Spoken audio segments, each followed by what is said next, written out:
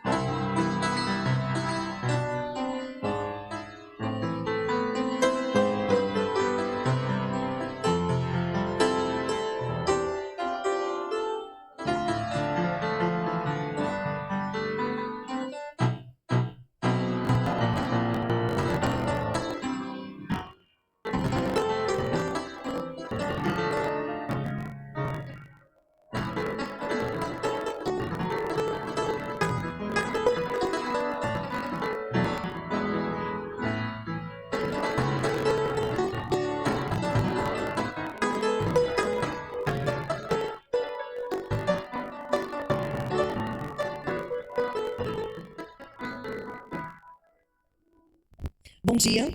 É sempre uma alegria quando retornamos à casa do Senhor. E para aqueles que não conhecem Jesus, estar pela primeira vez na casa dele, estar junto em comunhão, em alegria, receber um abraço, receber carinho, ver crianças na casa do Senhor, alegra no seu coração. Tá bom? Deus nos abençoe. Vamos lá com o Senhor neste momento.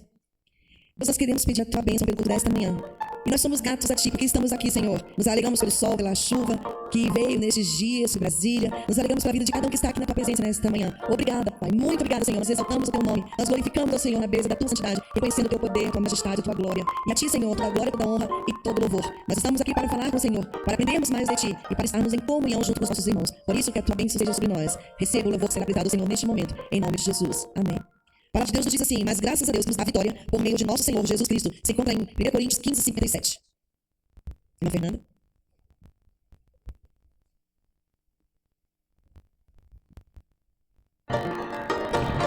E o 159 do cantor cristão.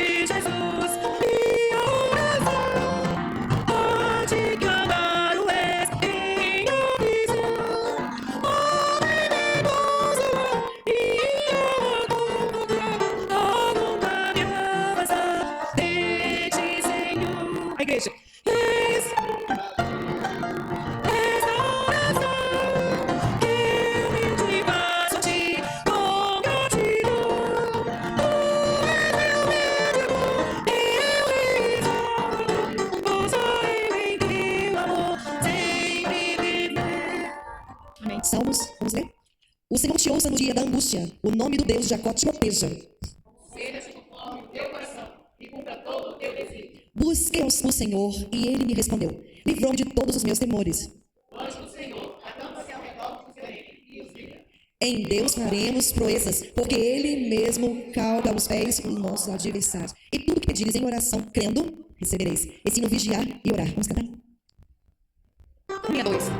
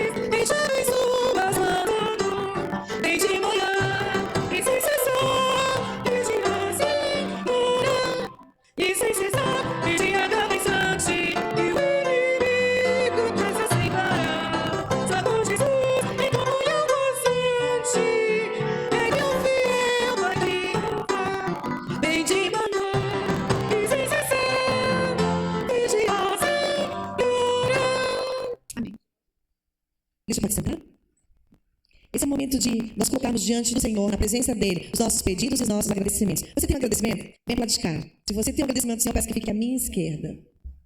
Alguém tem algum agradecimento? O pastor está puxando os agradecimentos. Você tem um pedido? Fique do lado de cá. Se ela está nos representando ali, eu vou ficar do lado de cá.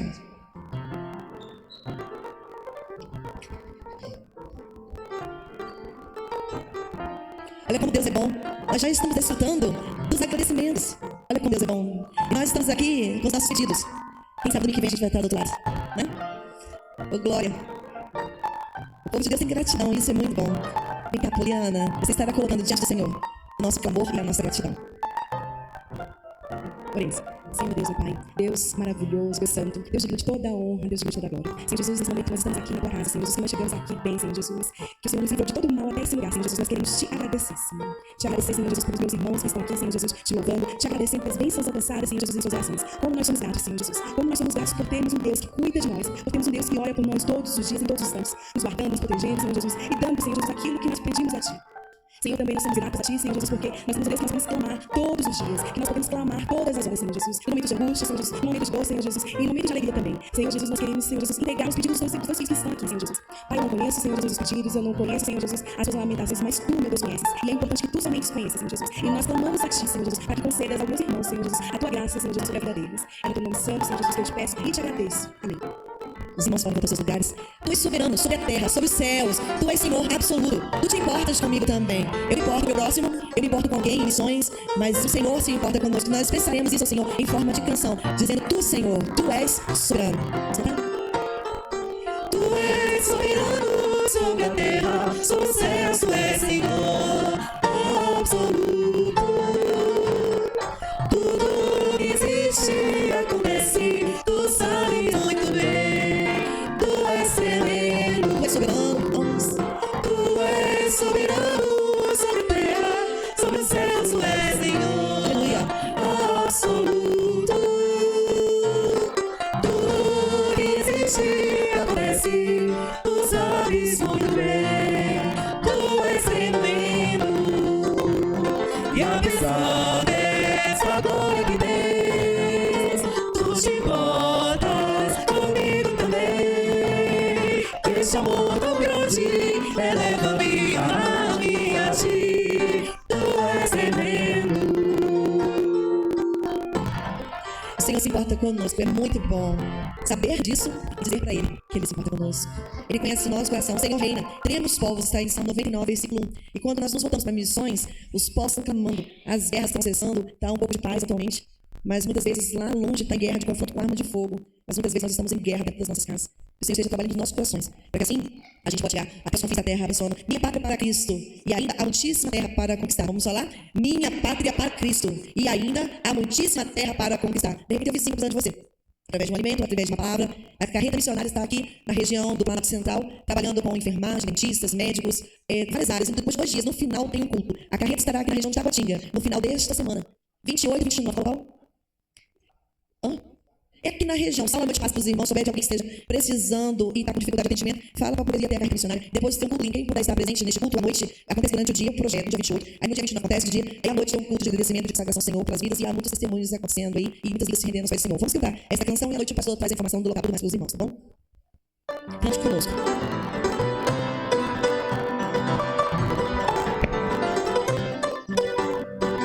Somos frutos da graça e por ela estamos felizes. Deus nos dá nossa graça sobre a vida que Ele nos deu. Somos a vossa igreja, vivendo a passagem da cruz e andando sua volta. Vivemos pra Jesus, eu vou. O Cristo continua, eu vou. Não deixou avançar, do norte ao sul faz brilhar em nós a sua luz. Pois nada pode parar a igreja de Jesus.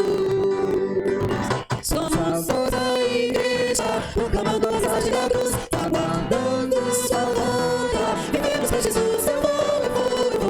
O Cristo continua, eu vou. O Cristo vou avançar, do norte ao sul faz brilhar em nós a sua luz. Pois nada pode parar a igreja de Jesus.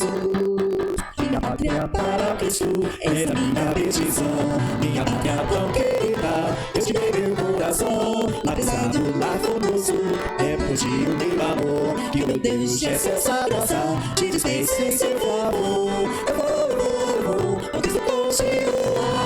Eu vou, o Cristo vou avançar. De norte a sul, espelhar em nós a sua luz. Pois nada pode parar a igreja de Jesus. Eu peço aos irmãos que se coloquem de joelhos neste momento, por favor. Aqueles que puderem. Nós vamos orar neste momento, tem um irmão em nossa igreja de idade, passando mal. Aqueles irmãos que puderem se colocar de joelhos, nós estaremos orando, intercedendo ao Senhor neste momento. Ok? A irmã Antônia da área da saúde, o irmão Toninho Bombeiro. Eles já estão cuidando, o irmão Saulo, pastor da igreja, está cuidando. Os outros irmãos, peço aos irmãos que ergam sua mão em direção. Irmã Antônia, manda ele, por favor. O nome. Vamos orar. Dirija suas mãos em direção ao irmão Elton e sua esposa. Enquanto pastores e irmãos cuidando, nós estaremos intercedendo. Pai de amor, Pai querido. Este é o teu povo que se reúne nesta manhã. E na tua presença, Senhor, nós erguemos a nossa mão que abençoa que o Senhor nos deu, para clamarmos pela vida do irmão Elton e sua esposa, que estão nesta manhã na tua casa. Dirigimos a ti a nossa oração. Abençoe alguém da área da saúde, para que esteja conosco neste lugar. E assim, Senhor Deus, possa prestar o socorro necessário. Ajuda o teu povo a acalmar nosso coração. Nós confiamos no teu nome, o nome de Jesus, que é sobre todo nome. E por isso, Senhor Deus, nós pedimos a bênção do Senhor neste momento. Nós clamamos, ó Deus, porque nós te amamos. Nós clamamos, Senhor, porque nós confiamos no Senhor. E por isso, ó Deus, dirige seus ouvidos ao nosso clamor. Estenda sua mão, Senhor. Jesus querido, abençoa. Nós clamamos e pedimos e aguardamos do Senhor a bênção. Em nome de Jesus. Amém. Passou, pastor? Passou? Noel, tá tudo bem? Ok. Já voltou a consciência? Está se sentindo melhor? Já está conversando com a Gilson? Isso que nós vivemos, irmãos. Crente na presença do Senhor, precisa clamar, orar, interceder. E quando alguém precisa, não perca a oportunidade de erguer sua voz e clamar por quem está precisando. Seja na rua, no metrô, no ônibus, na sua casa, com o vizinho. Nunca deixe de perder a oportunidade. Isso é um testemunho na vida da igreja. Nós estamos falando sobre oração nesta manhã. E Deus mostra pra gente o quanto a gente precisa orar uns pelos outros. Assim, nós erguemos a nossa voz e pedimos. Eu gostaria que um irmão viesse aqui à frente voluntariamente e estivesse agora agradecendo. Porque às vezes Deus, nesta a gente acabou de falar aqui, de domingo que vem, quem sabe a gente está do outro lado agradecendo. E Deus rapidamente nos atendeu. Deus tem 3 respostas: sim, não e espere. E hoje nós vivemos assim, Senhor. Vamos orar agradecendo mais uma vez. Pai, em nome de Jesus, nós louvamos o teu nome, Senhor, porque nós podemos sentir aqui a tua presença, o teu cuidado, o teu amor sobre cada um de nós, Pai. E aqui nós estamos gratos, Pai, porque o Senhor veio até a nossa chamada, a nossa oração, a nossa súplica, Senhor. Obrigado pela vida do irmão Elton, Pai. Ó, Senhor, quantas limitações, mas ele está aqui na tua casa. Abençoa a sua esposa, Senhor. Abençoa a vida dele. Ó, Deus, enche ele de saúde, ó, Pai. Que isso seja, Senhor, para simplesmente fortalecer a nossa fé. Deus, nós sabemos que podemos passar por isso a qualquer momento. Por isso nós somos gratos, ó, Pai, porque o Senhor faz maravilhas em nosso meio. Nós louvamos o teu nome, Pai. Queremos continuar louvando o seu nome, vindo da tua palavra. Fala ao nosso coração nesta manhã que o Senhor preparou para cada um de nós. É no nome de Jesus que eu te agradeço. Amém. Essa canção que nós vamos cantar agora, Deus nos ajude para cantar. Diz na oração: encontro calma. Pode ir, pessoal. Eu vou me retirar para as crianças. Eu peço que a Poliana traga os meninos aqui. Irmãos, perdão, é vigiar. Firme nas promessas, Senhor Salvador. As crianças estão aqui conosco, nós já depois saímos. Eu vou sair um pouquinho antes de sala, tá com elas, porque a gente tem um trabalho e sai da cantata de Natal também, pode ser? Vamos orar para as crianças? Anderson, eu vou me retirar, depois posso dar continuidade aqui, tá? Senhor, nós queremos mais uma vez falar contigo nesse dia. Ó Deus, muito obrigado, ó Deus, pela nossa igreja, com essas portas abertas, ó Deus, te louvando, te adorando, e que nós possamos, ó Deus, ter o desejo de cuidarmos, ó Pai, uns dos outros, e que nós possamos, ó Deus, cuidar como família, e, ó Deus, interceder e clamar, ó Deus, e principalmente, Deus, todos os dias orar pelas pessoas. Ó Deus, nós agradecemos pela vida das nossas crianças, tu sabes, ó Deus, que o reino pertence a elas, e nós temos que agir como elas, ó Deus, para também chegarmos a ti. Ó Deus, cuida delas agora, abrindo, Senhor Deus, o seu entendimento, para que elas venham, ó Deus, a cada dia, ó Pai, também, aprender mais a tua palavra. Em nome de Jesus nós oramos. Amém. Amém. Cantemos o hino firme nas promessas, 154 do cantor cristão. Enquanto cantamos, os irmãos ficarem preparados para fazer seus dízimos, suas ofertas missionárias. Aqueles que puderem ficar de pé, vamos cantar de pé esse hino firme nas promessas. Firme nas promessas do meu Salvador, cantarei louvores ao Criador, fico pelos séculos o seu amor. Firme nas promessas de Jesus, firme nas promessas de Jesus, meu mestre. Sim, firme nas promessas de Jesus, firme nas promessas não irei parar, firme nas dimensões vão me considerar, pelo verdadeiro eu hei de trabalhar. Firme nas promessas de Jesus, firme nas promessas de Jesus, meu mestre.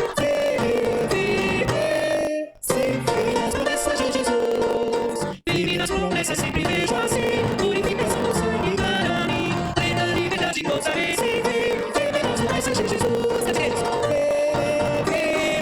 firme nas promessas de Jesus, meu mestre, firme nas promessas de Jesus, firme nas promessas do Senhor Jesus, em amor e amor, sua cruz, nada te alcança, alegria, luz, firme nas promessas de Jesus, firme nas promessas de Jesus, meu mestre, sim, firme nas promessas de Jesus. A igreja pode se sentar, vamos lá, agradecendo pelos dízimos e ofertas. Chama a irmã Antônia. Mas depois a oração.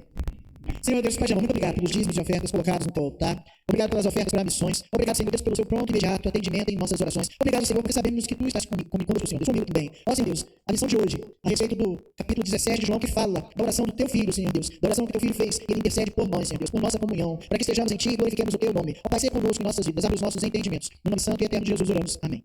A igreja pode se sentar.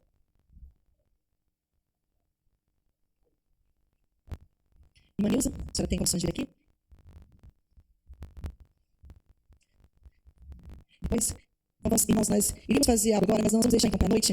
A irmã Nilza está emocionada e a gente pede que continue orando, tá? Pela família. O irmão Antônio está aqui e essas emoções mexem com a gente, com as nossas estruturas, né? O irmão está feliz, está conversando, mas nós mesmo assim ele será atendido por alguém da área. Os irmãos ficarem em paz nesse sentido. Está aqui conversando com a irmã Antônia de boa, porque isso é bom a gente ter esse retorno para a igreja, até mesmo para as pessoas que estão acompanhando a gente pelo canal. Depois vão assistir e não sabem o que está acontecendo. Então, assim, a Gilsa sorreu, o Paninho está ali passando, está tudo sob controle aqui. Tá bom? Dando esse retorno aos irmãos. Nós continuaremos orando por vocês, tá bom, irmã Nilza? Deus abençoe seu esposo, para que o Senhor continue no lar da senhora a cada instante, tá bom? Não, eu fez 88 essa semana, não é isso? Ela disse que queria alcançar mais. Segura aí. Tem mais. Hã? Tem mais. Calma aí. Deus nos abençoe. Irmãos, faz parte da vida, muitas vezes, esses sustos e essas coisas, né? A gente vai avançando na idade e a gente precisa saber que o nosso corpo já não funciona do mesmo jeito. Algumas coisas precisam de maior atenção e, eventualmente, alguma coisa acontece que a gente não imaginava que poderia acontecer. Graças a Deus, foi uma queda de pressão. Haverá um socorro, pelo que eu entendi. Mas estejamos sempre em Deus, em oração. A gente vem estudando o livro de João e chegamos ao capítulo 17. No capítulo 17, e assim, João acaba prolongando bastante os últimos momentos de Jesus, porque ele começa ali na última ceia do cenáculo e vem registrando várias palavras.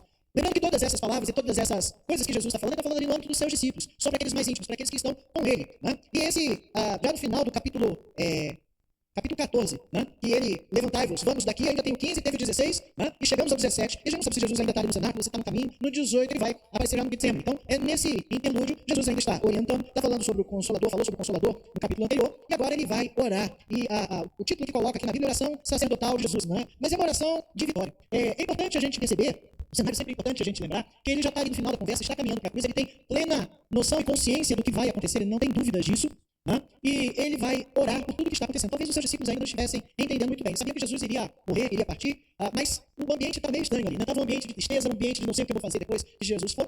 Mas Jesus faz uma oração que demonstra ou que expressa uma comunhão perfeita em Filho e Pai. Na verdade, já vem falando disso o tempo todo. Não é isso? O tempo todo ele vem falando de eu e o Pai somos um e todas estas coisas. Mas os temas aqui nessa oração são glória, santidade, unidade e missão. A gente vai ler aqui o texto do capítulo 17 e vai perceber que existe uma progressão na oração de Jesus. Ele começa orando por si mesmo, passa uma fase orando pelos seus discípulos, aqueles que estão ali com ele, e chega a orar por todos os crentes do futuro dele, ou seja, por nós e por todos aqueles que ainda hão de vir. Vamos ler João 17. Tendo Jesus falado essas coisas, levantou os olhos ao céu e disse: Pai, é chegada a hora, glorifica o teu filho, para que o teu filho te glorifique a ti. assim como lhe conferiste autoridade sobre toda a carne, a fim de que lhe conceda a vida eterna a todos os que lhe teste, e a vida eterna é esta, que te conheçam a ti, o único Deus verdadeiro, e a Jesus Cristo, a quem enviaste. Eu te glorifiquei na terra, consumando a obra que me confiaste para fazer. E agora glorifica, meu Pai, contigo mesmo, com a glória que eu tive junto de ti. Antes que houvesse mundo, manifestei o teu nome aos homens, que me deste do mundo. Eram teus, tu nos confiaste, e eles têm guardado a tua palavra. Agora eles reconhecem que todas as coisas que me tens dado provêm de ti, porque eu lhe tenho transmitido as palavras que me deste, e eles as receberam, e verdadeiramente conheceram que saí de ti, e creram que tu me enviaste. É por eles que eu rogo, não rogo pelo mundo, mas por aqueles que me deste, porque são teus. Ora, todas as coisas são tuas, e as tuas coisas são minhas, e neles eu sou glorificado. Já não estou no mundo, mas eles continuam no mundo, ao passo que eu vou para junto do Pai. Pai Santo, guarda-os em teu nome, que me deste, para que eles sejam um, assim como nós. Quando eu estava com eles, guardava-os no teu nome, que me deste, protegi-os e nenhum deles se perdeu, exceto o filho da perdição, para que se cumprisse a escritura. Mas agora vou para junto de ti, isso e falo no mundo, para que eles tenham o meu gozo completo em si mesmos. Eu lhes tenho dado a tua palavra, e o mundo os odiou, porque eles não são do mundo, como também eu não sou. Não peço que me tires do mundo, e sim que os guarde do mal. Eles não são do mundo, como também eu não sou. Santifica-os na verdade. A tua palavra é a verdade. Assim como tu me enviaste ao mundo, também eu os enviei ao mundo. A favor deles me santifico a mim mesmo, para que eles também sejam santificados na verdade. Não rogo somente por estes, mas também por aqueles que vierem a crer em mim, por intermédio da sua palavra, a fim de que todos sejam um, como tu és tu, ó Pai, em mim, e eu em ti. Também sejam eles nós, para que o mundo creia que tu me enviaste. Eles têm transmitido a glória que tens me dado, para que sejam um, como nós os somos. Eu neles e tu em mim, a fim de que sejam aperfeiçoados na unidade, para que o mundo conheça que tu me enviaste e os amaste, como também amaste a mim. Pai, a minha vontade é que onde eu estou, estejam também comigo os que me deste, para que vejam a minha glória que me conferiste. Porque me amaste antes da fundação do mundo, Pai justo. O mundo não te conheceu, eu, porém, te conheci, e também estes compreenderam que tu me enviaste. Eu lhes fiz conhecer o teu nome, e ainda o farei conhecer, a fim de que o amor com que me amaste esteja neles, e eu neles esteja. O irmão Elton está recebendo atenção e recebendo tratamento, né? Vamos continuar em oração por ele e pela equipe. Bom, Jesus, nessa oração, então, tem uma progressão. Ele ora primeiro por si mesmo, nos primeiros versículos. Depois ele passa para orar pelos discípulos. E na sequência ele ora pelos crentes de todos os tempos. Não só eles, na época, mas nós também. A sua oração revela submissão e fé. Ele está dizendo que ele está cumprindo aquilo que Deus planejou. Está cumprindo o plano de Deus. Por mais difícil que fosse para ele, na sua humanidade, na sua divindade, mas na sua humanidade, se entregar na cruz. Mas ele fez por mim e por você. Jesus é vencedor. Não é uma oração de derrota. Não é uma oração pedindo misericórdia. Não é uma oração de Deus. É uma oração em que ele declara que a hora, que o plano, que aquilo que Deus planejou estava se cumprindo. E por isso ele era vitorioso. A palavra, ele não foi vítima, tá? Apesar de que muitas vezes as narrativas que nós encontramos por aí apontam muitas vezes Jesus como alguém que foi perseguido pelo Império Romano, crucificado porque estava causando tumulto. Não foi isso. Ele se entregou por nós. E a palavra aí, mundo, vai aparecer aí 19 vezes. É muito mundo, né? É muito mundo. E isso nos remete ao último versículo do capítulo 16. Né? No finalzinho dele diz lá, no mundo passais por aflições, mas tem de bom ânimo. Eu venci o mundo. Na humanidade, no dia a dia, nós passamos por aflições, algumas desse tipo. Né? Mas Deus nos socorre e nos socorre prontamente. Bom, a oração de Jesus revela, ao passo que ele vai orando pelos discípulos e pelos crentes do futuro, revela também alguns privilégios que temos. Privilégio de compartilhar a sua palavra quando Jesus, a sua vida, quando Jesus ora por si mesmo, que ele vai se entregar na cruz por todos nós. Nós temos o privilégio de conhecer o seu nome quando ele ora pelos seus discípulos, temos a sua palavra e compartilhamos a sua glória. Okay? Então vamos usar essa divisão aqui da direita para destrinchar um pouquinho mais essa oração de Jesus. Okay? Os 5 primeiros versículos, ele ora então por si mesmo. E às vezes, talvez a gente pense assim, né? Que orar por mim mesmo é muito egoísmo. Tem tanta gente pior que eu, tem tanta gente precisando de socorro. Por que eu devo ou por que eu vou orar por mim mesmo? Não é egoísmo. Né? Nós precisamos estar bem. Nós precisamos estar em condições. Né? Eu volto à atividade militar, porque tem 33 anos a gente não esquece essas coisas. Né? O combatente, ele aprende que ele tem os cuidados básicos consigo mesmo. Ele tem que manter o seu corpo inteiro para ele poder fazer o atendimento aos outros. Então, por incrível que pareça, quando a gente tem as instruções básicas, as mais básicas, do soldado mais antigo, a gente aprende a cuidar dos pés. Porque aquele coturno ele é bom e confortável, eu adoro usar coturno, né? É o sapato que eu mais gosto, por incrível que pareça, o sapato que eu mais gosto de usar, não dá dor no calcanhar, não dá nada. Agora quando eu boto esse aqui ou outro, começa, até chinelo às vezes dói. Coturno não, me dá uma estabilidade danada, mas quando a gente molha e enfia na lama, aí começa a acontecer alguns problemas na bolha, né? E a gente precisa estar inteiro, porque se eu não tiver inteiro para caminhar, eu não vou fazer mais nada. E aí vai, cuidar da alimentação, cuidar da sua higiene e tudo isso, né? Isso o combatente aprende a fazer para que ele esteja bem para poder cumprir a sua missão. Mas não precisa ir muito longe, não. Quando a gente pega um avião, né? Que vai falar da máscara que pode atender, não sei se os irmãos já perceberam, se acontecer, primeiro coloque a máscara em si mesmo, para depois colocar nos outros. Primeiro você tem que estar inteiro, para depois poder socorrer os outros. Jesus orava, e orava em particular. O tempo todo ele se retira para orar, e eu não duvido que ele orasse muitas horas por si mesmo. Então, irmãos, nós precisamos orar por nós mesmos. Nós precisamos pedir ajuda ao Pai. Não somos nada.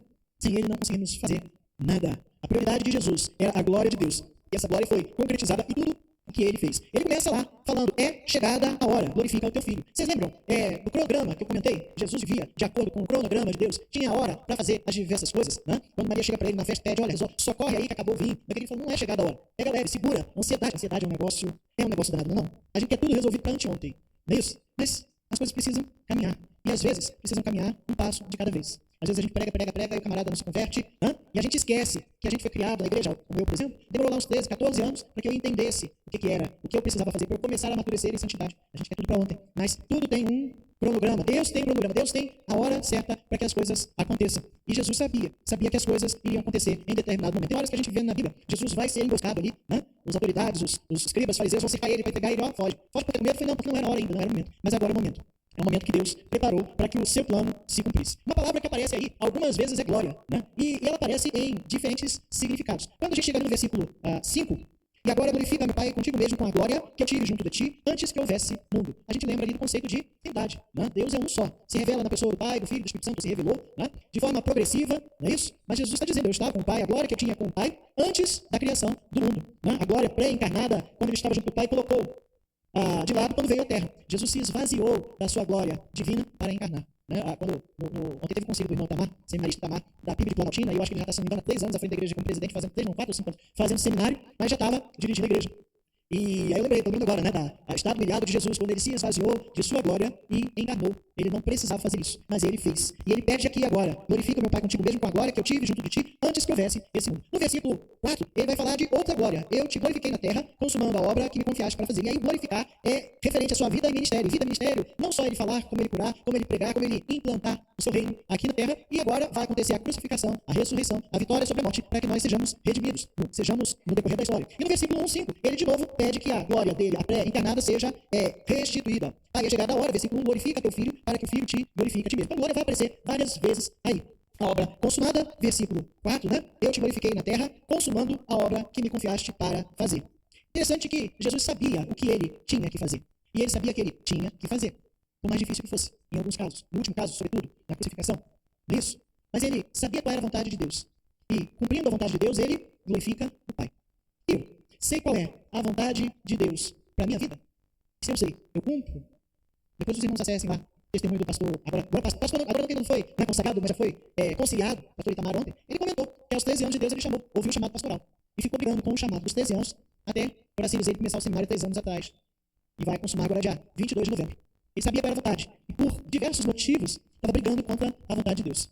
Às vezes a gente sabe qual é a vontade de Deus para a nossa vida, sabe? A gente pede, ele revela, aí a gente diz, não, senhor, isso não, acho que eu estou entendendo errado. Ou então, agora ainda não é o tempo, Ainda não é o tempo. Eu vou falar sobre isso à noite, Vou pregar em Ageu à noite. Ainda não é o tempo de fazer a vontade de Deus. Será?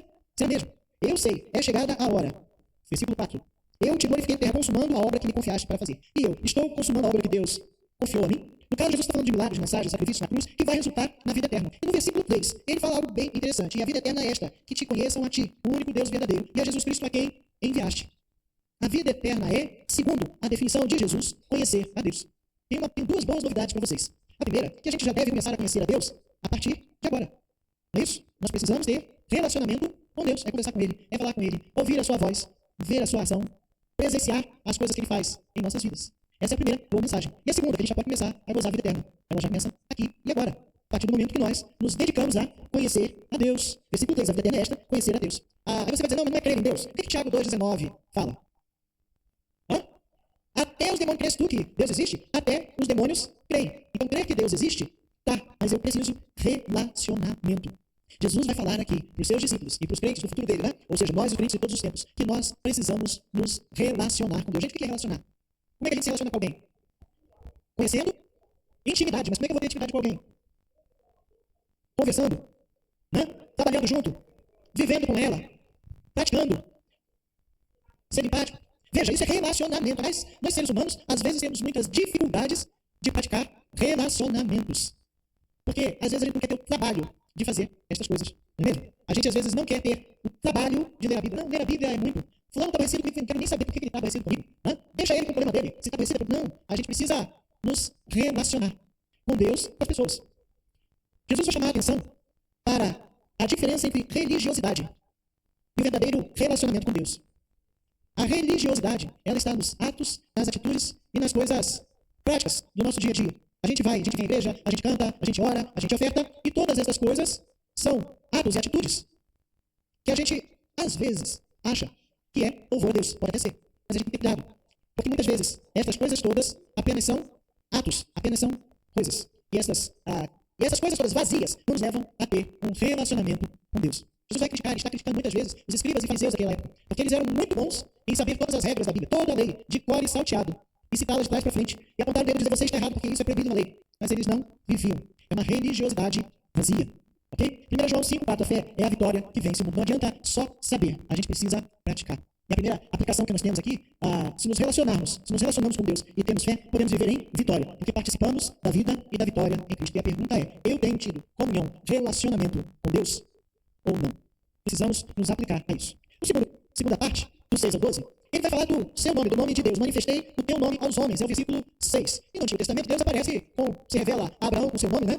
Nome esse, que de fato a gente não sabe qual é, porque a gente usa Yahvé, Jeová, porque os antigos escreviam apenas as funções, o hebraico antigo não tinha vogal, para início de conversa. Só muito tempo depois, os maçoretas, ali perto do Mar Morto, é que reescreveram os textos de acordo com as culturas, com as tradições, e foram colocando as vogais das palavras que eles conheciam. O problema é que o nome de Deus era tão santo, mas tão santo, mas tão santo, que não se pronunciava. Então eu sei quais são as consoantes, mas eu não sei quais são as vogais. E a gente entende que é Jeová, Yahvé, ou algo assim, né? E a gente vai achar algumas outras versões disso aí, do que eles chamam de tetragrama sagrado, as 4 consoantes, que eles que são, é tão santo que não se falava o nome de Deus. Mas ele também vai se revelar a Moisés como eu sou.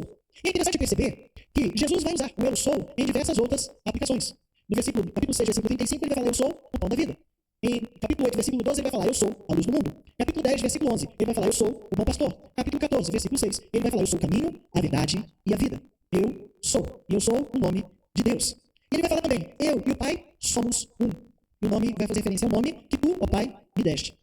E é interessante a gente perceber, sobretudo no Velho Testamento, nos Antigos, o nome revelava a natureza de alguém. Não é isso? Dizem por aí que Saulo é aquele que é pequeno. Não sei se isso é verdade.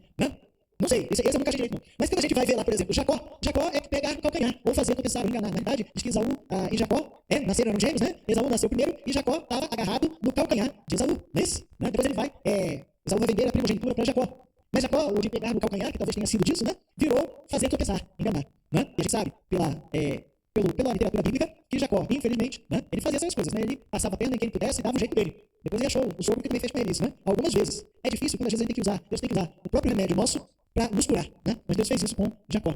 Isaac riso, porque foi o filho já da velhice, né? Se eu não me engano, Sara já tinha 100 e poucos anos, Abraão mais ainda, quando Isaac nasceu, e eles chegaram quase a duvidar de que isso aconteceria. Mateus 21 diz que o nome de Jesus significa Salvador.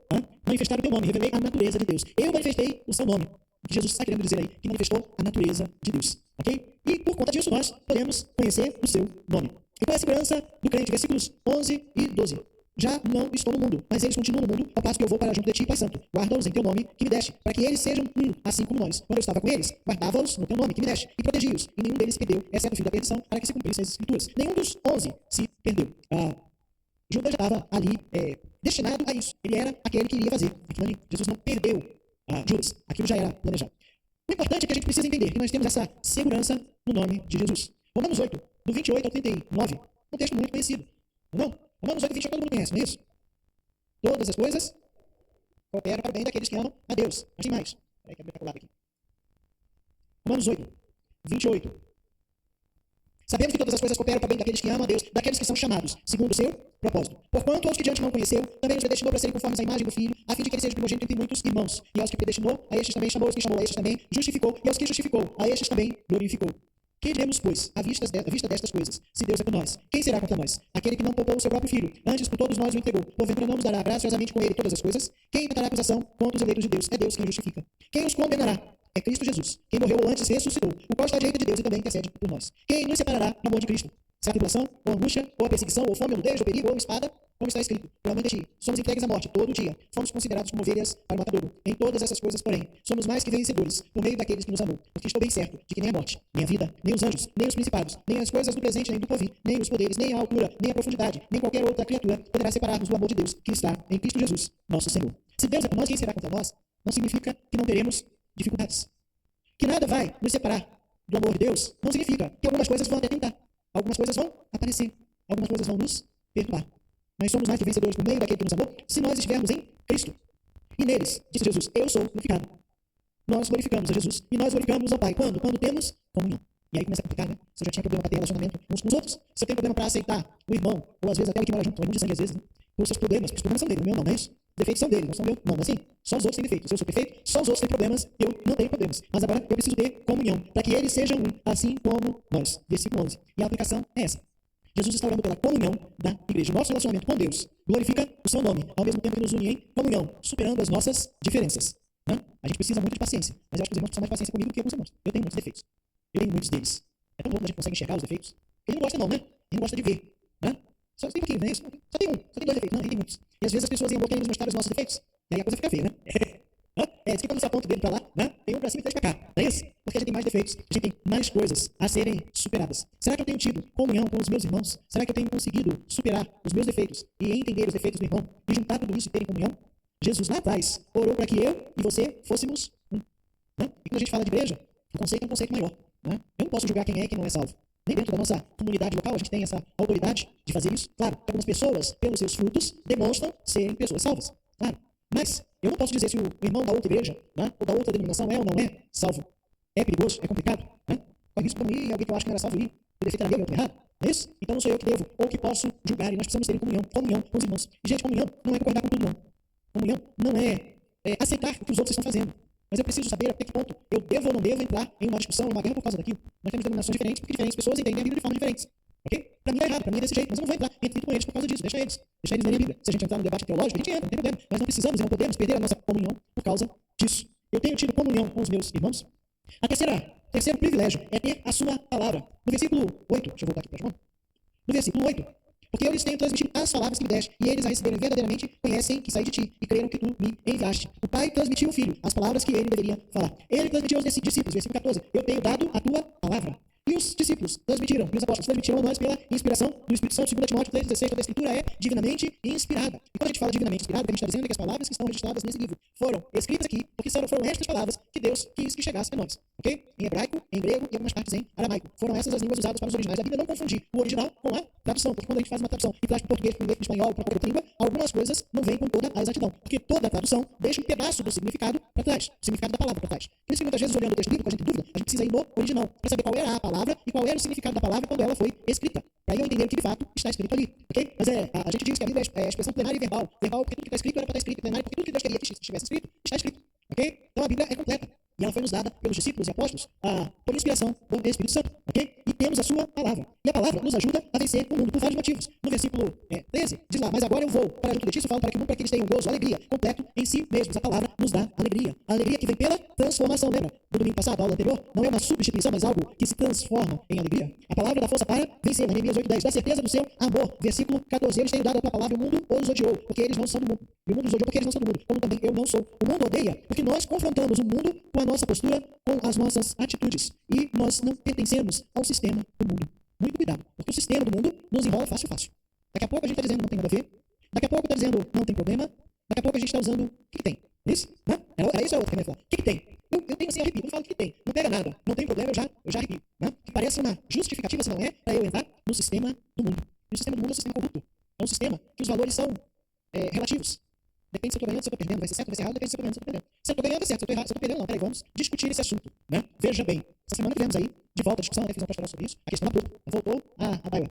E é uma coisa tão, é um assunto tão espinhoso e tão complicado, que um dos ministros do STF expressou o seu voto no processo que começou em 2023, e o ministro seguinte já pediu vistas aos autos, o que faz com que o processo pare, né? Porque o assunto é um assunto complicado para a sociedade. Mas nós não temos complicação, não podemos ter complicação. É vida, e a vida do Senhor não tem essa autoridade. E a gente precisa ter cuidado, porque aos poucos o sistema do mundo vai nos tragando, vai nos enrolando. A gente não pode deixar se enrolar. A palavra transmite o poder de Deus para vivermos em santidade. E de poder, Jesus vai começar a modificar, vai mudar um pouquinho o rumo da coisa, como diz, né? Do 15 ele começa. Não vos peço que tire do mundo, sim que os guarde do mal. Nós vivemos no mundo, nós estamos no mundo. Eu não vou deixar de falar com as pessoas que não são crentes, porque elas creem diferente de mim. Nós temos que conviver, faz parte. Eles não são do mundo, como também eu não sou. Santifica-os na verdade. A tua palavra é a verdade. Santifica-os. Ele vai começar a falar de santidade. E santidade, o que é ser santo? Separado. Então, santificado é algo que é coisa separada. Na minha igreja, quando eu era criança, não era todo mundo que podia subir a plataforma. Né? Porque havia aquele paralelo daquela ideia que era o santo dos santos. Então, não era qualquer um que podia subir. Né? Vamos lá. Nem tanto mar, nem tanto vento. Né? Esta casa é uma casa santificada. Nós separamos este prédio para adorar ao Senhor. É algo separado para Deus. Então, tem que ter cuidado com o que ele faz ali dentro. Por quê? Porque algumas coisas não convêm. Na realidade, para falar bem a verdade, se eu faço lá fora, eu posso fazer aqui dentro. Porque eu, como santo, que eu sou, também não posso fazer coisas que desagradem a Deus. Na verdade, sede santos, porque eu sou santo. Eu sou separado. Mas a gente aprende que no processo não, que o ato de salvação tem uma parte que é um processo, que é a santificação, que é a gente entender os nossos pecados e ir tirando eles, não que seja da presença da nossa vida, para que Deus seja glorificado. Santifica-os na palavra, a tua verdade, santifica-os na verdade, a tua palavra é a verdade. Santidade, a vida santa glorifica a Deus. Estamos no mundo, não somos mundo, sabemos que a nossa natureza e o nosso interior é pecaminoso, nós temos tendência e inclinação para o mal, mas a gente tem que nos santificar. A palavra de Deus é verdade, seu filho é verdade, né? Eu sou o caminho, a verdade, a vida, não é isso? E seu espírito é verdade. Precisamos desses três para a santificação. Deus nos ajuda a nos santificar, mas a ação é minha. O Espírito Santo convence o homem do pecado, da justiça e do juízo. E quando ele incomodar, para, volta, pede perdão, se corrija. Porque ele não está ali para te entristecer, e sim para te ajudar. O problema é que às vezes, quando a gente tem alguém para ajudar, essa ajuda às vezes tem que vir com bronca, não é isso? Papai e mamãe ajuda a gente a crescer, não é isso? Só com carinho? Não, tem as broncas, tem as brigas, tem o castigo, tem a correção, não é isso? É que começa a botar aparelho nos dentes. É só colocar o aparelho que a primeira semana é de miojo, né? Que não consegue comer mais nada porque tá doendo tudo. Quem sabe que eu também coloco, né? Vai doer, mas vai corrigir, vai trazer de volta ao lugar onde está. E a Bíblia diz que nós podemos sim apertar o Espírito Santo ali no canto, entristecer, apagar o Espírito Santo e não dar ouvidos a ele. Não faça isso. Não fique insensível ao Espírito Santo. Peça a Deus que ele lhe incomode. Porque é para ajudar, é para mudar, é para santificar. Terceiro tópico, aplicação da palavra de Deus. No nosso relacionamento com Deus, Pai, Filho e Espírito Santo, nos capacitam a vencer em santidade. A palavra de Deus nos ilumina, capacita e encoraja. E claro que para isso a gente tem que ler a Bíblia. Claro, né? Isso é fácil. Não é isso? Todo dia. Que seja um pouquinho. Leia a Bíblia todo dia. E pratique santidade. E praticar a santidade é identificar qual é o pecado que eu vou tirar hoje. Sabe? Qual o pecado que eu vou tirar hoje? Hoje eu vou tirar esse pecado aqui, esse pecado. Esse aqui agora eu vou começar a corrigir. Pode ser que não seja num dia só, seja uma semana, um mês, não sei. Mas a gente vai trabalhando isso todo dia, um pouquinho. E por último, compartilhamos da sua glória. Jesus, na sua última parte, vai orar por nós. Versículo 20, não vos rogo somente por estes, mas também por aqueles que vierem a crer em mim, por intermédio da sua palavra. Olha que bênção. Jesus, lá atrás, há mais de 2000 anos, orando por mim e por você. Para que tenhamos unidade. Ele continua no versículo 21. A fim de que todos sejam um. Como tu és, ó Pai, em mim e eu em ti, também sejam eles em nós, para que não creia que tu me enviaste. Jesus está orando pela unidade da igreja. A unidade com Deus, unidade com o Filho, unidade com o Espírito e, em consequência, unidade com todos. Os discípulos mostraram, em vários momentos, egoísmo, competitividade e desunião. Você percebe isso? Quem vai sentar à direita e à esquerda? Vamos falar primeiro, para a gente chegar na frente dos outros. E aí a gente pega um lugar de maior importância. E Jesus está tentando ensinar que não é nada disso. Mas graças a Deus que isso tudo ficou passado, né? Nossa igreja hoje não tem mais nada de competitividade, nada de desunião, nada de egoísmo. Que pena, né? Que pena que não é. Que pena que tem. Que pena que é da nossa natureza, que pena que a gente continua fazendo essas coisas. Só que nós precisamos praticar para que o mundo creia que tu me enviaste. Se nós, como igreja, conseguimos viver em união, o mundo pode crer que Deus enviou Jesus. É o nosso testemunho. E como a gente pega com o nosso testemunho? Nosso testemunho, a nossa união pode e deve impactar o mundo. Você falando aí em ser primeiro, eu fui fazer a consulta e tinha aproximadamente 15 pessoas na minha frente que chegaram para ser chamado. Só que eu, sem esperar, o primeiro a ser chamado fui eu. Nesse dia lá, sexta-feira, eu fui fazer a consulta. Eu não esperava ser chamado, talvez ia ser lá às 3 horas da tarde. E aí, como ele não tinha vindo no outro dia marcado, eu fui, mas não fui aceito lá, não me chamaram. E minha fila foi andando, foi na sexta-feira, eu saí 5 horas da manhã para chegar lá um dos primeiros, tinha 13 pessoas na minha frente. E aí, o primeiro a ser chamado, quando o médico entrou no consultório, eu fui chamado de glória a Deus, porque fui rapidinho atendido e me deu alta para trabalhar, porque fez um teste físico comigo, né? E eu agradeci a Deus naquele momento ali, porque eu não esperava ser chamado, né? Entendeu? É isso que eu quero falar. E aí, da outra vez, quando não foi chamado, quando o médico não veio, você orou por ele, né? Não, ai meu Deus, socorro. Né? Pois é, né? A gente tem esse negócio. Se era um problema, se ele não estava afim, se enfim, né?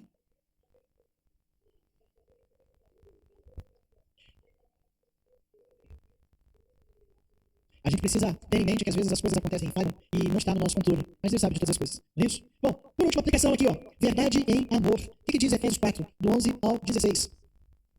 Efésios 4.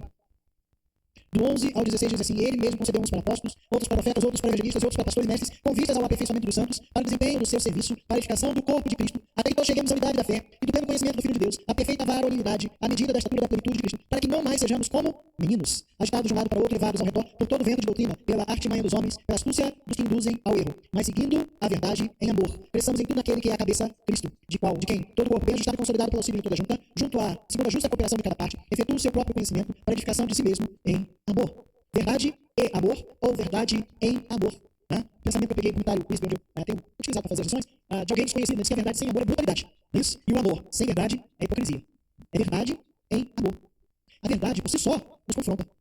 Né? Por isso que às vezes, melhor do que você falar que a pessoa está errada, é mostrar para a pessoa o que a Bíblia diz a respeito daquilo. Como não é crente, eu tenho que crer. Né? Porque é muito mais fácil você mostrar na Bíblia que aquele ato está errado do que você dizer que o ato está errado. É a verdade em amor. Não precisa de brutalidade. Não precisa agredir. Né? A gente tem que ter cuidado com isso. A gente às vezes critica um pouco, né? Fala que as crianças são sinceras demais. Que falam na cara. Né? Não gostei de você, você é feia. Né? Ele vai, criança fala, dá na telha e fala. Né? E aí a gente ensina elas a ter tato. Né? Não é assim que se fala. Mas é feia mesmo. Tá? Mas não é assim que se fala. Eu lembro de uma vez, vou contar no detalhe, né? O filho meu foi falar, né? Foi falar pro coleguinha que se não acreditasse em Deus ia pro inferno. E aí a professora, não, filho, não é assim não, filho, é assim mesmo. Criança, né? Aprendeu, repetiu. E o coleguinha, coitado, ficou chorando, a professora deu aula, né? Para tentar acalmar os ânimos. Pois é, agora é bullying, né? Mas verdade em amor. Nós precisamos crescer na verdade em amor para sermos um corpo bem ajustado. Nosso corpo, às vezes, não está totalmente bem ajustado, né? Às vezes tem um negócio ali que dói, né? Tem um calo, tem uma unha que inflamou, como dói, aquilo ali é uma dor de cabeça, tem que resolver. É isso? O corpo precisa estar bem ajustado. A pergunta é, você tem praticado a verdade em amor? Comigo mesmo, né? Eu tenho me confrontado com a palavra. Eu tenho confrontado aqueles que precisam confrontar, mas em amor. Conclusão. Jesus, nessa oração, vai trazer umas 4 prioridades ali. Prioridades dele. A primeira, a glória de Deus. Tudo que ele fez era para a glória de Deus. O que ele quer é que nós, com nossa vida, glorifiquemos a Deus. Nossa vida tem que glorificar a Deus. Para isso, nós precisamos de santidade. Jesus orou pela nossa santidade. Porque a nossa santidade impacta o mundo e glorifica a Deus. E a unidade, o relacionamento que nós temos com Deus, vai fazer com que nós tenhamos relacionamento uns com os outros. Então, se você tem relacionamento, se você acha que tem relacionamento com Deus e não consegue se relacionar com seu irmão, com todos os defeitos dele, alguma coisa está errada. Porque o que Jesus está falando para todos sermos um. Então não tem como eu ser um com o Pai e não ser um com meu irmão. Nós precisamos ficar atentos a isso. A unidade da igreja. Compartilhar o evangelho com o mundo. A pergunta é, essas são as nossas prioridades? É isso que tem sido prioridade na minha vida? Relacionamento com Deus, santidade, glorificar a Deus? A oração de Jesus é uma oração de vitória. Mas só assim nós vamos alcançar a vitória dele. Amém? Vamos cantar? Enquanto o Anderson se aproxima, vamos lá. Irmão Elton foi com os bombeiros ali, creio que está sendo recebendo atendimento. É isso aí? Alguma coisa diagnosticada ali? Ou só? Graças a paz, meus irmãos. O bombeiros veio e a pessoa veio ao sistema de enfermagem e relata para o médico o que aconteceu. Os sinais vitais deles estavam ótimos, mas a oxigenação deles estava baixa. Então, em contato com a médica sugeriu um transporte. Então, diante disso aí, eu sugeri o transporte, já que tinha ambulância aqui, então levou-se. Tem vaga lá na UPA do Vicente Pires, eu comuniquei com as filhas dela. Os filhos já estão aflitos, saiu da esperança e foi para lá acompanhar. A irmã Gilsa também e o Elias também foram para dar apoio, tá? Então, graças a Deus, já está tudo encaminhado. Se Deus quiser, não vai ser nada mais tão grave. Glórias a Deus, obrigado pela notícia, pela informação. A gente fica preocupado, não tem jeito, né? Tem algumas coisas que acontecem que nos deixam abalados. Mas que bom que tem um atendimento, que bom que ele está sendo monitorado, né? Talvez tenha sido de falta de oxigenação, uma pressão, outra coisa que aconteceu, e creio que é uma oportunidade de verificar. Vamos cantar? Vamos nos colocar em pé, para que nós possamos louvar a nosso Deus. Essa música é uma oração cantada por tudo que nós ouvimos e vivemos aqui hoje. Vamos orar em forma de louvor. Na oração encontro calma, na oração encontro paz. Orar a Deus faz minha alma, falar com Deus me satisfaz. Falar com Deus, que privilégio, abrir a alma e abrir a dor. Sentir que os céus estão abertos, ouvir a voz do Salvador. Grande é nosso Deus, e as obras que Ele faz. O seu amor não tem limites, em seu perdão encontro paz.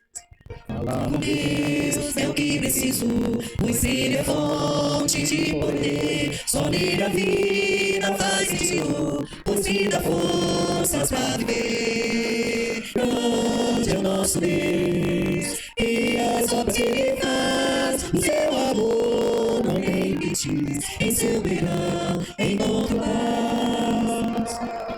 Grande é nosso Deus, e as obras que Ele faz. O seu amor não tem limites, em seu perdão encontro paz. Obrigado, Senhor Deus, pela Tua presença em nossas vidas. Obrigado pela Tua palavra, Senhor Deus, que a verdade nos conduz em verdade. Senhor, que caminhemos em verdade em amor, que busquemos a nossa santificação, que façamos a Tua vontade, para que Tu, Pai, seja glorificado em nós, que nossa vida dê testemunho de Ti, Senhor Deus. Corrija aquilo que precisa ser corrigido. Atua em nossas vidas, precisamos de Ti. Seja conosco a cada momento. Te pedimos ainda pela vida do irmão Elton, Pai, o seu atendimento ali na UPA, que ele seja atendido, que seja medicado, que a situação que ocasionou seja identificada, para que a sua vida volte aos eixos normal, Pai. Seja com sua vida e com sua família. Seja com a igreja, Pai, com todos aqueles que precisam de Ti, Senhor Deus, com os enfermos, com aqueles que se encontram ansiosos, com aqueles que se encontram com situações e problemas, ó Pai, que dependem de Ti. Atua em nossas vidas. Despede-nos agora em paz até as nossas casas. Seja conosco, Pai, no resto das atividades desse domingo. Seja conosco no ensaio do coral que teremos daqui a pouco, Pai, com o culto logo mais à noite. No nome santo e eterno de Jesus, que eu oro a Ti. E agora, que a graça do Senhor Jesus, o amor de Deus, o Pai, e a comunhão do Santo Espírito de Deus esteja com todo o povo de Deus sobre a face da terra,